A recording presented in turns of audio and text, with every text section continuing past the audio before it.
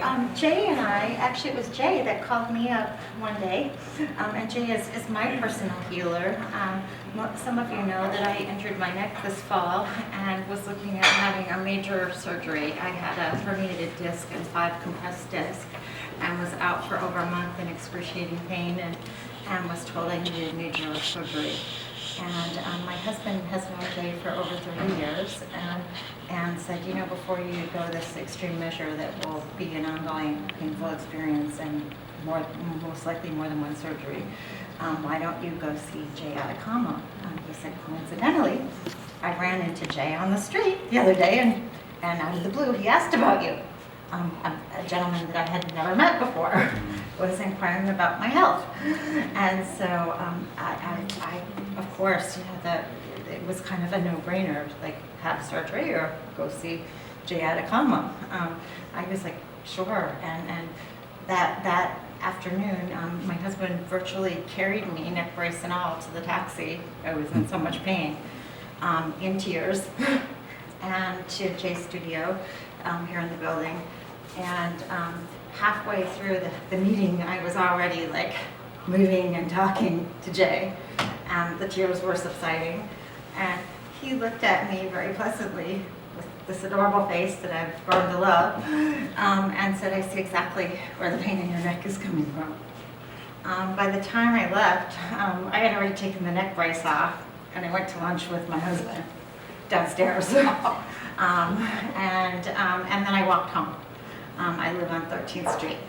And so, needless to say, I'm a fan of the band, and as I know, you know, some other people in the room are.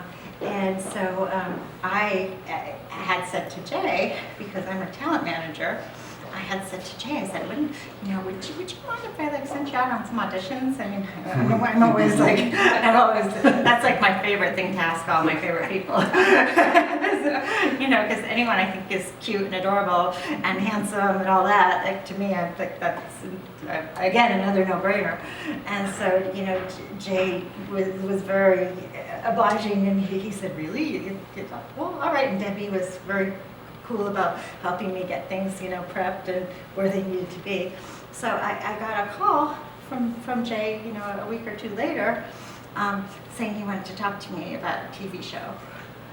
And so, you know, when Jei tells me anything, it's like when he says jump, I say how high. You know, he had me at hello, and so I came running, and I expected that he wanted to be on a TV show because I think he should be on a TV show. And he said, you know, Marta, I think you need to be doing a TV show. And so I sat there, kind of listening and hearing, and I finally said to him, I said, well, I'll do it if you do it with me. I said, I'll only do a TV show if you do a TV show with me. And so we met several times after that, and the concept kind of magically appeared that there was a vehicle where we could, we had one dream in common, that we had both always wanted to host a salon. That Jei had been raised in Paris, and that I'm kind of a Francophile.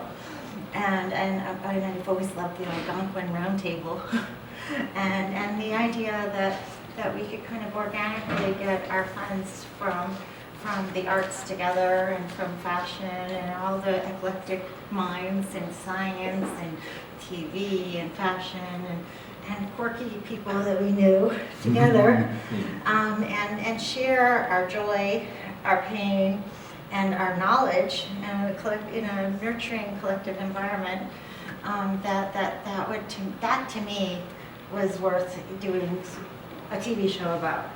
And Jei said to me, and we were texting like teenagers at this point, and Jei said to me, he goes, I always wanted to do a salon.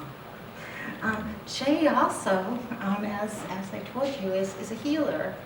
And he said, you know, and I bet I could heal some people from time to time too.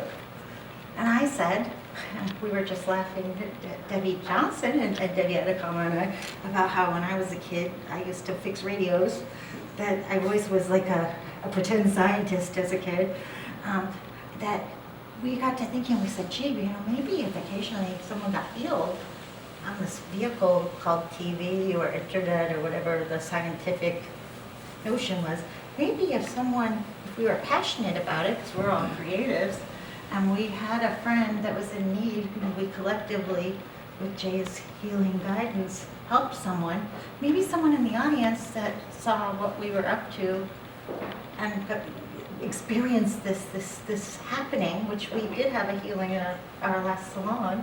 Jei healed someone in our last salon, that maybe someone who saw this happen, that had a similar thing happening in their life, that maybe it would transcend through the airwaves or through the internet or whatever that vehicle was. And that's kind of what brought us to this on this journey.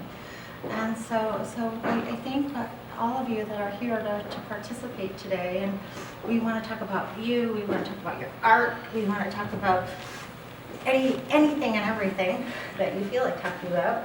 And if there's anything that's going on in your life that you want to take advantage of having this marvelous man here today, please, bring it to our attention, and let's have some fun.